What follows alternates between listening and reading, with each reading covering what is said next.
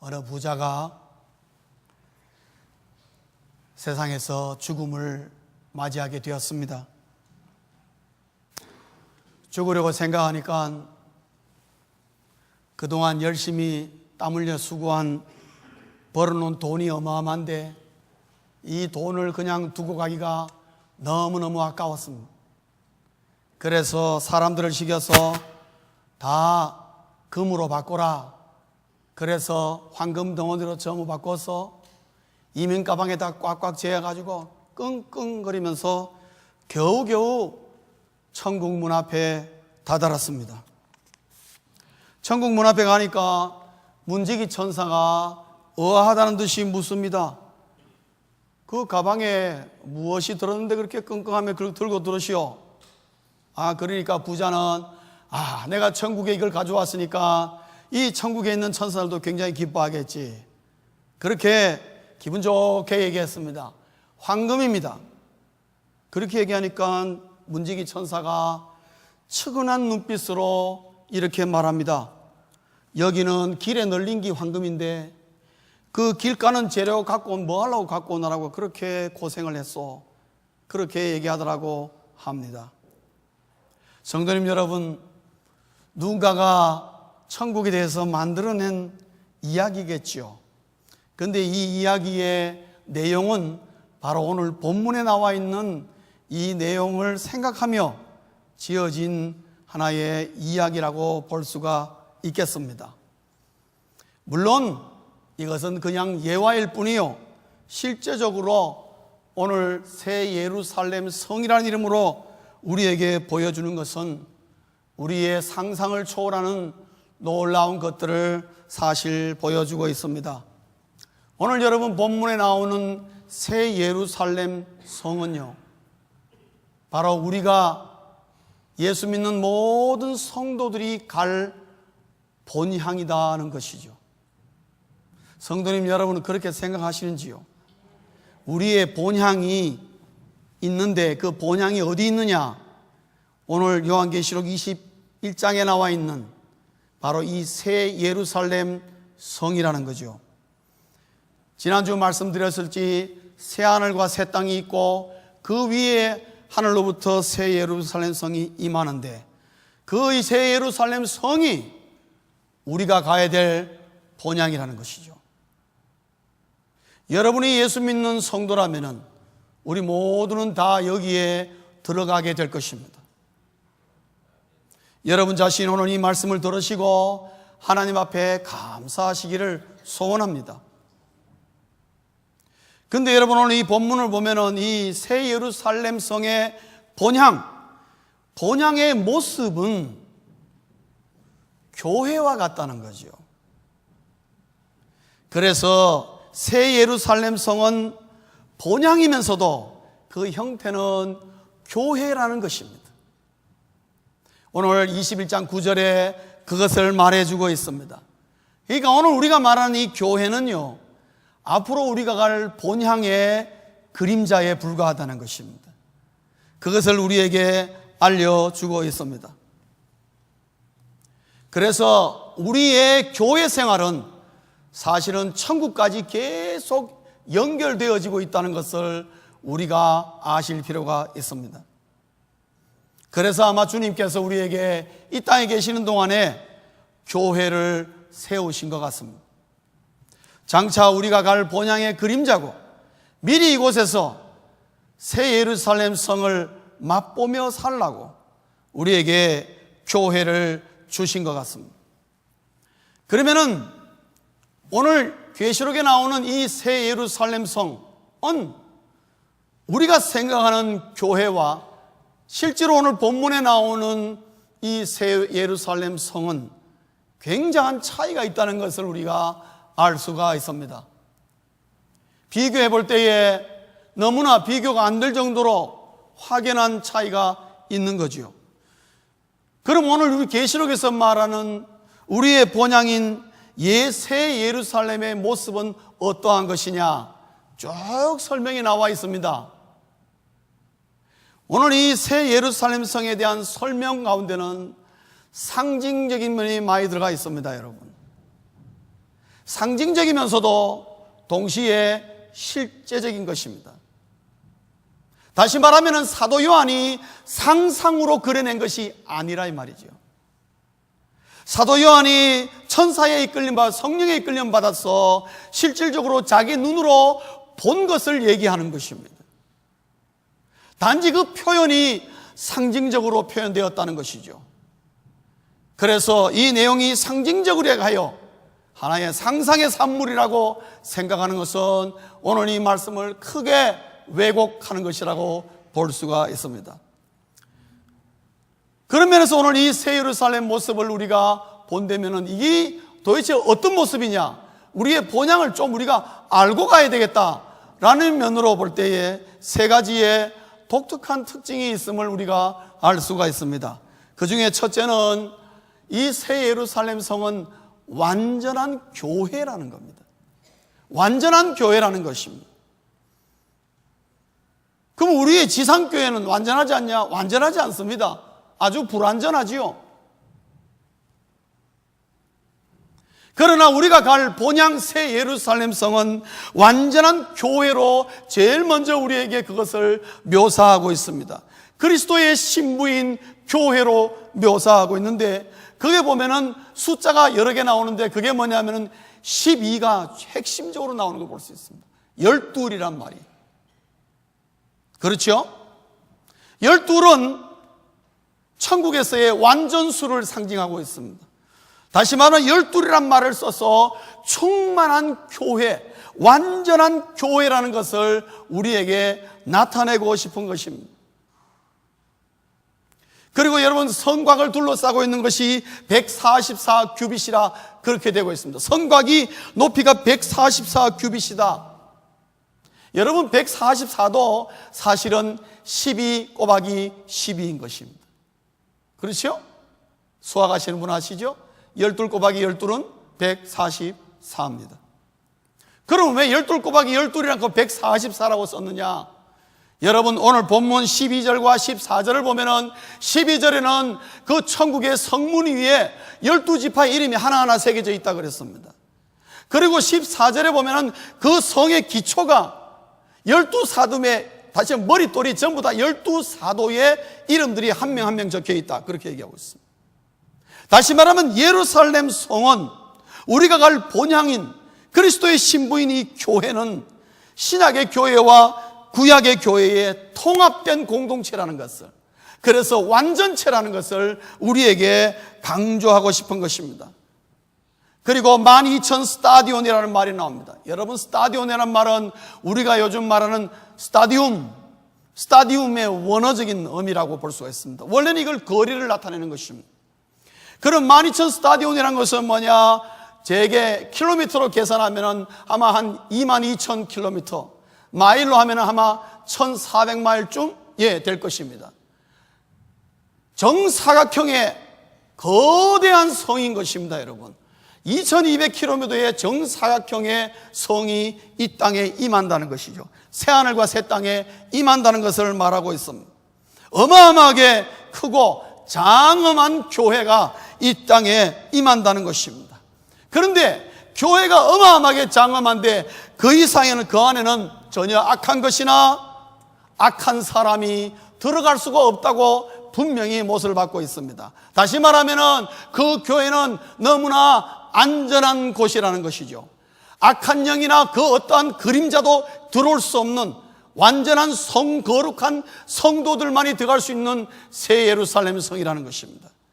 문이 24시간 열려 있어도 아무나 들어갈 수는 없다는 것이죠. 그리고 여러분, 그 하반부에 보면은 형용할 수 없는 보석을 묘사하면서 황홀하고 아름다운 교회라는 것을 강력하게 묘사하고 있습니다. 저는 거기 나와 있는 보석들이 뭔지 모르겠어요. 주석을 찾아보니까 설명이 쭉 나와 있는데 뭐 여러분에게 말하고 싶지도 않아요. 보니까 뭐 아주 대단한 보석들이 다 들어가 있더라고요. 그저 자수정이나 알고 정금이나 알까요? 그런데 여러분, 거기 보시면요, 참 독특한 게 있어요. 나머지는 우리가 이 땅에서 다 볼 수 있는 보석인데 이 땅에서 볼 수 없는 보석이 하나 들어가 있어요. 거기 보면은 유리처럼 맑은 정금이라는 말이 나와요. 여러분, 정금이 맑습니까? 금은 맑지 않습니다. 투명하지 않습니다. 수정이 맑다 그러면 그거는 이해가 가요. 수정이 맑으니까. 그러나 정금은 어떻게 해요? 결코 투명하지 않습니다. 그런데 오늘 여기 본문을 보면요, 유리같이 맑은 정금으로 되어 있다. 바닥이 그렇게 되어 있다 그랬어요.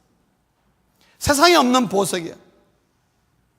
그러니까 사도 요한이 그냥 본 것을 그대로 표현했을 뿐이죠. 뭔가 정금은 정금인데 투명한 정금이에요. 아마 사도 요한도 표현하면서 이런 게 없는데 아마 그런 생각했을지도 모르겠지만, 어쨌든 사도 요한은 자기가 알고 있는 모든 보석의 그 화려함과 아름다움을 아마 총동원 해가지고 이 새 예루살렘 성을, 그 아름다움을 묘사했던 것 같습니다. 아마 인간의 언어에 한계가 있고 사도 요한이 알고 있는 보석의 지식이 그 정도밖에 되지 않기 때문에 막 그렇게 최선을 다해서 묘사한 것이지만, 아마 실제로는 더 놀랍고 더 화려하고 더 아름다운 것이 아니겠나, 그런 생각이 듭니다. 그건 나머지는 우리 모두의 상상에 맡기지만, 어쨌든 간에 새 예루살렘 성의 모습은 완벽하고 완전한 완성된 교회의 모습을 우리에게 보여주고 있습니다. 두 번째로는 21장 22절에 보면요, 하나의 독특한 특징이 나오는데 성전이 없다, 이렇게 된 것입니다. 구약을 보시면은 예루살렘 성 그러면은 그 안에 반드시 뭐가 있어야 됩니까? 성전이 있어야 됩니다. 성전이 없는 예루살렘 성이라는 것은 그거는 상상할 수 없는 것이었습니다.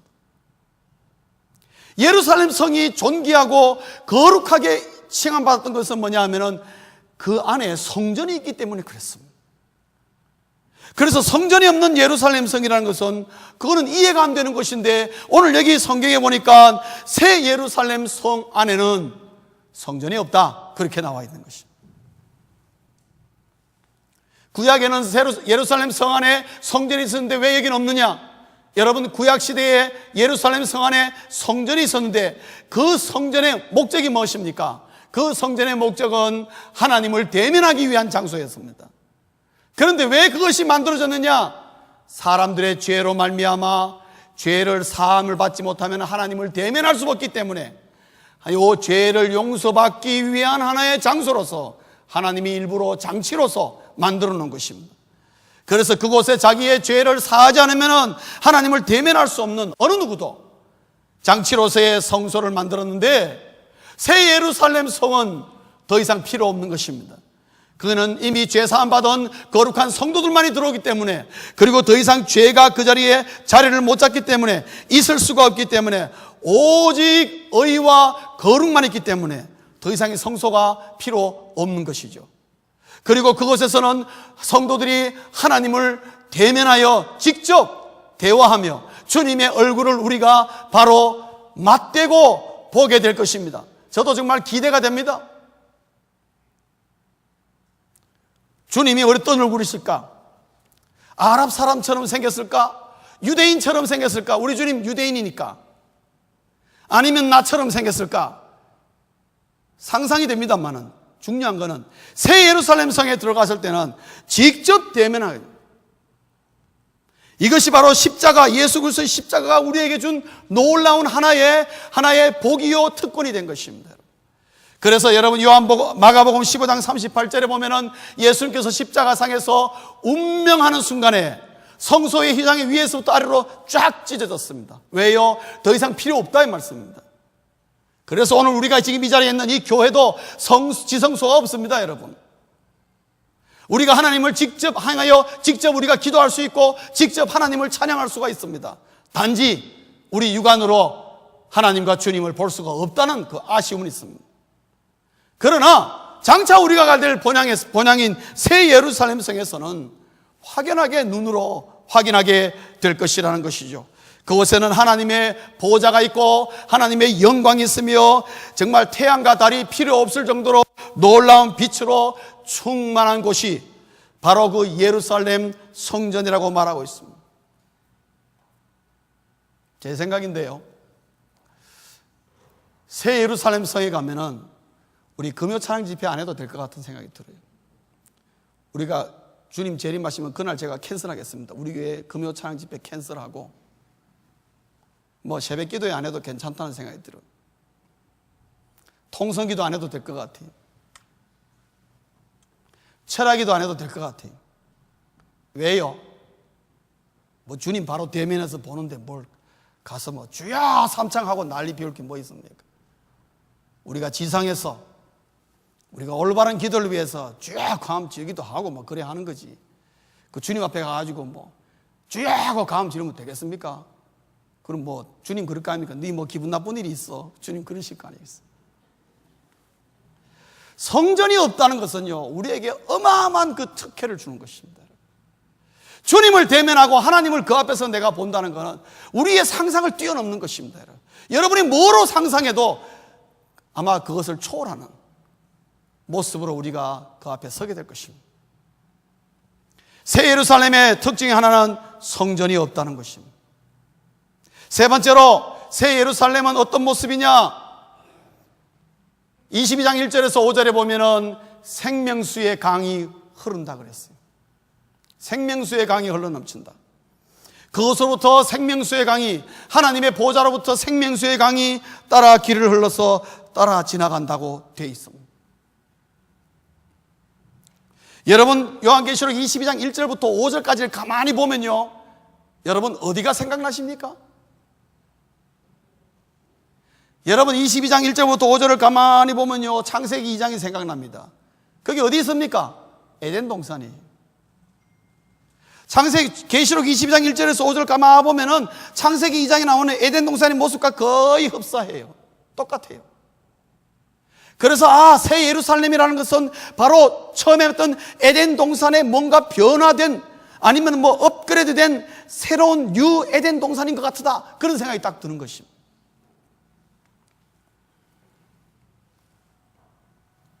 그리고 그 강의 원천은 어디 있어요? 하나님과 예수님의 보좌로부터 흘러내려온다 그랬어요.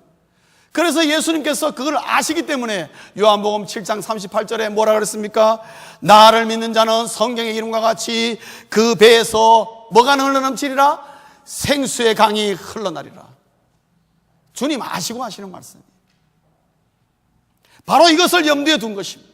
물론 우리에게는 성령을 지칭하는 거지만은, 그러나 주님의 마음은 어쩌면은 이미 생명수의 강이 흐른다는 걸 아시고 계시기 때문에. 그리고 여러분 오늘 본문을 보시면 이 생명수의 강은 우리에게 너무나 중요한 세 가지의 놀라운 천상의 복을 우리에게 주고 있습니다. 그 첫째는 뭐냐 하면은 풍성함입니다. 달마다 열리는 12가지의 열매, 아마 이거는 굉장히 상징적인 의미도 강하리라 생각합니다. 그것이 우리에게 주는 의미는 뭡니까? 하나님의 나라 새 예루살렘 성 내 본향에서는 부족함이 없는 그 만족의 상징으로 아마 우리에게 풍성한 12가지의 열매를 우리에게 표현한 것 같습니다. 어쨌든 이 생명수의 강은 우리에게 풍성함을 줄 것이다. 부족함이 없는, 그로 말미암아 기쁨과 감사와 찬송이 넘칠 수밖에 없는 그러한 환경과 여건을 조성해 줄 거라는 겁니다. 그리고 두 번째로는 치유가 들어가 있습니다.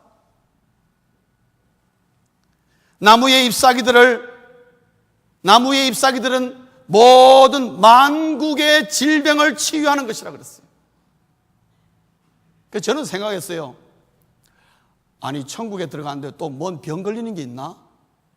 그런 생각이 들어요. 이 부분은 솔직히 말하면 제가 클리어하진 않습니다. 그러나 질병이 엄습하지 못하도록, 또 우리의 마음과 우리의 영이 상처받거나 손상받지 않도록 하나님께서 이미 조치해놓은 하나의 우리에게 주는 치유의 복. 모르겠습니다. 이거는 우리가 하나님 앞에 가서 새 예루살렘 성에 들어갈 때 우리는 이해가 되리라 생각이 됩니다. 왜냐? 여기에서 이 새 예루살렘 성에 대한 사도 요한이 모든 걸 설명해 준 건 아니니까요. 제 생각에는 극히 일부만 얘기했어요. 아주 함축적으로. 그래서 디테일하게 우리가 설명 들어갈 때는 분명히 설명이 되리라 생각하지만, 이 말씀 가지고는 완전하게 클리어되지 않지만, 중요한 것은 이것으로 말미암아 더 이상 우리에게 고통이나 슬픔이 존재할 수가 없고 저주가 존재할 수 없도록 원천적으로 생명수의 강이 딱 차단하고 있다는 겁니다. 세 번째로 이 강이 주는 복은 뭐냐? 영원한 생명이라는 것입니다. 영생이라는 것이죠.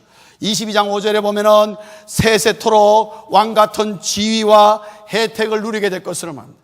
이 세세토록이라는 말은 뭡니까? generation to generation. 이 말은요, everlasting, 영원이라는 뜻입니다.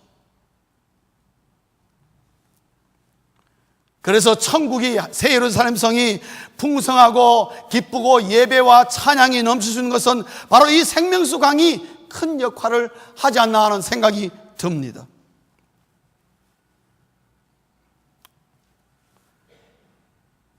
이것이 우리가 장착할 본향인 새 예루살렘 성에 대한 간단한 특징들이라고 볼 수가 있겠습니다. 사랑하는 성도님 여러분, 여러분이 이 본향에 들어갈 자신 있으십니까? 아무 말 안 하시는 분은 뭡니까? 여기가 좋사오니?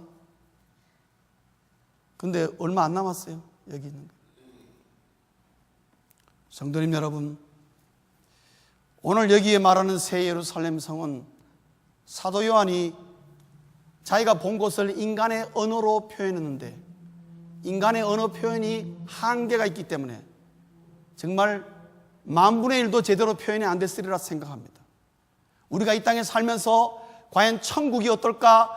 여러분이 머릿속으로 그 무엇을 상상하든지 간에 그것보다 더한 곳이 새 예루살렘 성이라는 거죠. 그리고 우리가 가야 될 본향이라는 것입니다. 사랑하는 성도님 여러분, 이 아름다운 본향에서 우리 다 만날 수 있기를 주의 이름으로 축원합니다.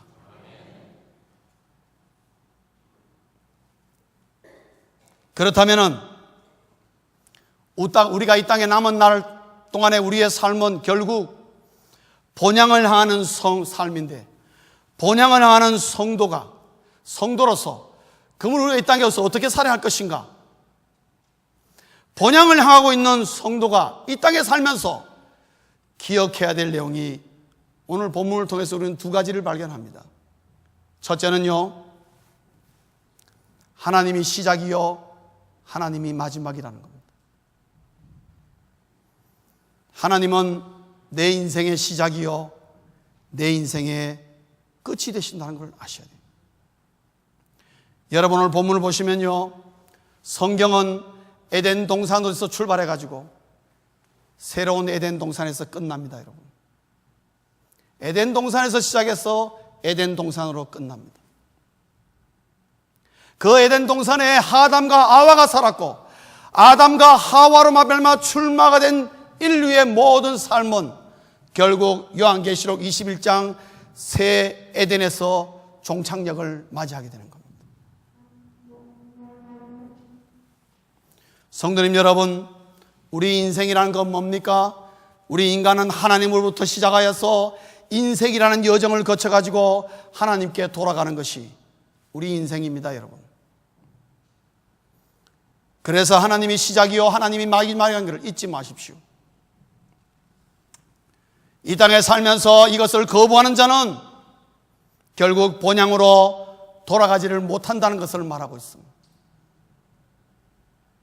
하나님께서 모든 사람이 이 본향으로 돌아오게 하려고 예수 그리스도를 이 땅에 보내서 십자가에 못 박혀서 이 십자가로 말미암아 이 길이 생명이고 너희가 살 수 있는 길이라고 말씀하시며 빛을 비춰주는데, 살 길을 줬는데 그것을 거부한 자는 본향으로 돌아갈 수가 없다고 분명히 얘기합니다.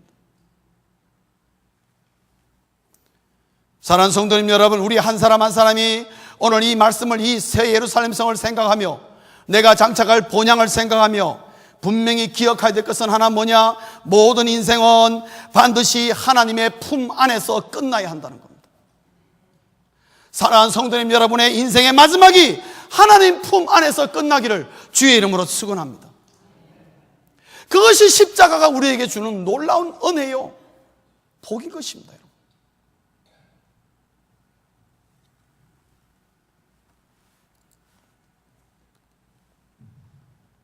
그래서 하나님께서 우리가 이 땅에 살면서 세상살이에 정신없이 본향을 잃어버릴까 봐 우리 하나님은 우리에게 교회를 주셨습니다.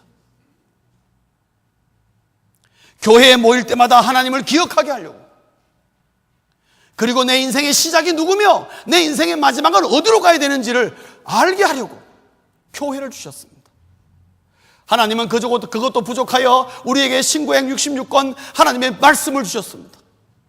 그래서 말씀을 읽고 보고 알게 함으로 말미암아 너희가 갈 고향이 어떤 곳이며 네 인생이 어디로 향하는 것인가를 알려주고 싶은 것입니다. 그래서 하나님을 잊어버리지 않도록 우리에게 말씀을 주셨습니다. 기도하라고 말씀하십니다. 기도를 통해서 늘 하나님과 교통하라고, 하나님과 관계 맺고 살아라고. 그래야 하나님을 잊어버리지 않는. 그래서 교회와 말씀과 기도는 하나님을 잊지 않고 기억하고, 그리고 우리가 갈 본향을 생각하며 그것을 바라보도록 하기 위하여 우리에게 주신 이 땅에서 하나님을 기억하게 하는 놀라운 수단인 것입니다. 사랑하는 성도님 여러분, 하나님이 시작이요 하나님이 마지막이라는 걸 잊지 마십시오. 두 번째로 본향하는 성도가 꼭 기억해야 될 사항은 교회를 아끼고 사랑해야 한다는 것입니다. 교회를 아끼고 사랑해야 한다는 것입니다. 여러분의 교회를 아끼고 사랑하시길 바랍니다. 교회를 우습게 생각하지 마십시오. 교회가 부족합니다. 여러분, 교회가 허물이 많습니다. 잘못 판단하는 경우도 많고 성도들 간에 갈등도 있고 상처받기도 하고 시험 당하기도 합니다. 그럼에도 불구하고 여러분, 교회를 아끼고 사랑해야 됩니다. 왜 그런 줄 아십니까? 여러분, 오늘 본문 19절과 20절을 보십시오. 거기 보면 사도 요한이 보석을 얘기하는데 첫째는 뭐요, 둘째는 뭐요, 쭉 해서 12개까지 얘기를 합니다. 제가 여러분 질문 드릴게요. 사도 요한이 왜 그랬을까요?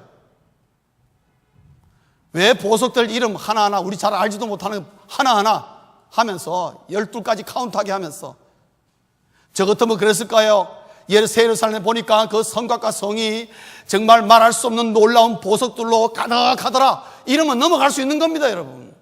그렇지 않습니까? 그런데 하나하나 카운트하고 있어요. 왜요? 죄송한 얘기입니다만 어디를 뒤져봐도 거기에 대한 설명이 없더라고요. 그래서 저 혼자 묵상하면서 생각을 했어요. 하나님, 이게 뭘까요? 왜 사도 요한이 이 말을 하고 있습니까? 그냥 제 마음속에 떠오르는 거니까 이건 어떤 면에서는 제 사견일 수 있습니다. 그러나 저는 이렇게 믿고 싶어요. 교회 안에서 저와 여러분이 행하는 모든 사역들이, 그 수고의 모든 사역들이 하나님의 나라 본향인 새 예루살렘 성에서는 보석으로 표현되고 있다는 것이에요. 고귀하게 취급당한다는 것이에요. 보석처럼 기억당하고 있다는 것입니다. 그러므로 우리는 교회를 사랑하고 아껴야 됩니다.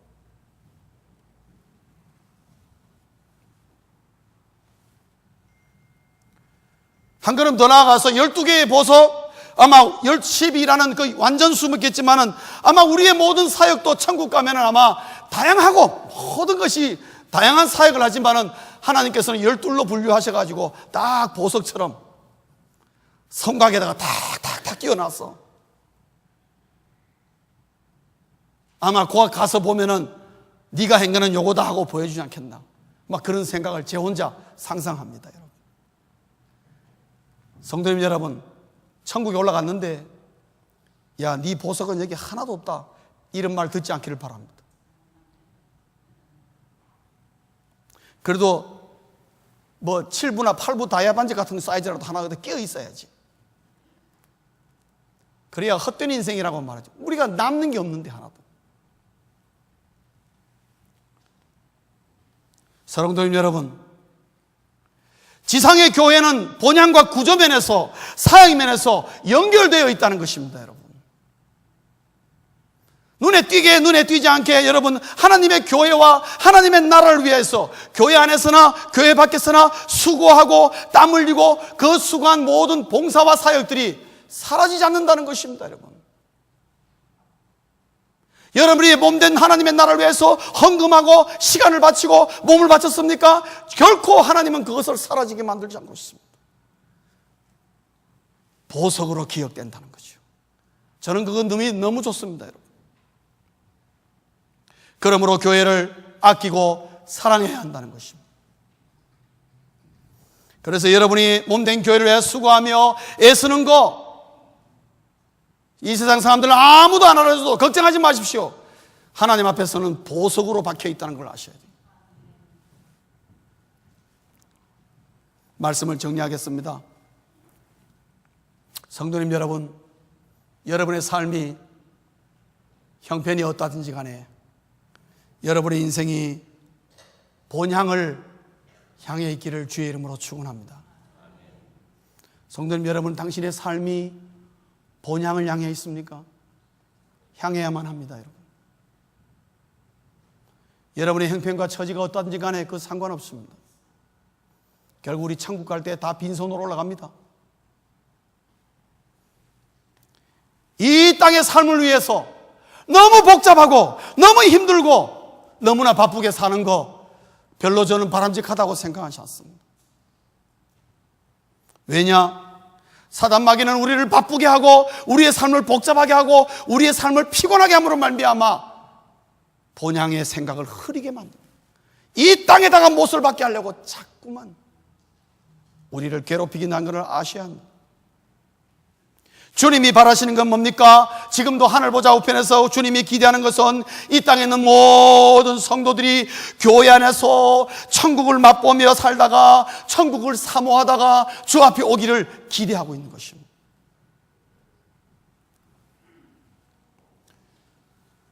여러분, 창세기 47장에 보면은 야곱이 바로를 만납니다. 130수를 살았던 야곱이 바로 앞에서 당신이 누구냐? 그럴 때에 뭐라고 했습니까? 내 나그네 길이 130년이라고. 험악한 세월을 살았다 그랬어요. 여러분, 야곱의 삶은 순탄치 않았습니다. 힘들고 어려웠습니다. 그렇게 꾀도 많고 수단 방법 좋아하는 야곱도 험악한 세월이라고. 그러면서 하는 말이 바울에게 내 인생 130년 돌이켜보니까 나그네더라, 그렇게 얘기합니다. 여러분, 나그네는 소망을 길에 두지 않습니다. 자기의 돌아갈 본향에 소망을 두고 있습니다. 나그네는 그런 마음으로 삽니다. 사랑하는 성도님 여러분, 우리 인생은 야곱의 표현처럼 나그네와 같다는 것이죠. 이 세상은 지나가는 길목에 있는 것, 길과 같다는 것이죠. 이 세상은 잠시 100년, 120년 왔다 지나가는데 여기에다가 소망을 둔다는 것은요, 너무나 어리석은 것입니다. 나그네와 같은 우리의 인생이 길에다가 소망을 두는 것이 아니라 수백 수천 사람이 길에다가 소망을 둔다 할지라도 우리는 정신 차리고 본향에다가 소망을 둬야 한다는 것이죠. 오늘 말씀의 핵심은 그러합니다. 그러므로 오늘의 성도가 가야 할 길은 하나인 것입니다. 여러분의 직업도 다르고 삶의 양식도 다르고 사업도 다르고 생각도 다르고 여러분의 삶의 모든 배경이 다양하고 아무리 달라도 나아가는 여러분의 삶의 방향은 하나인 것입니다. 본향인 것입니다. 본향을 향해 있어요. 천성문이 우리를 기다리고 있어요. 본향을 바라보고 나아갈 때에 어느 순간은 내 앞에 본향이 보이고 그리고 그 자리에 다다랐을 때에 아, 장로님도 여기 오셨군요. 권사님도 오셨군요. 집사님도 오셨군요. 그렇게 되어야 될 것입니다. 천성문에서 우리 써니사이드 교인들을 다 만나야 된다는 것입니다. 모 집사가 빠지고 그러면 큰일 납니다. 성도가 가야 할 길은 하나인 것입니다. 어느 한 사람이 꿈에 천국을 방문했습니다. 그 인도하는 천사가 여기저기 많이 보여주고 한 곳을 보여주는데 거기 보니까 혐한 사람의 혓바닥만 산더미처럼 모여 있어요. 그래서 물었습니다. 아니, 어떻게 여기가 천국인데 어떻게 이렇게 사람 혓바닥만 이렇게 모여있냐 그러니까 아, 저거는 말만 많이 하고 예수를 믿지 않은 목사들의 혓바닥이다. 이게 그냥 말만 했기 때문에 그저 혓바닥만 천국에 올라와 있다고. 그 다른 방에 안 나는데 거기 가니까 거기는 전부 다 귀만 전부 다 모여 있는 게 귀가 막 산더미처럼 모여 있어. 그래 물었습니다. 이건 또 뭡니까? 그러니까 그거는 성도들의 귀다. 그렇게 얘기합니다.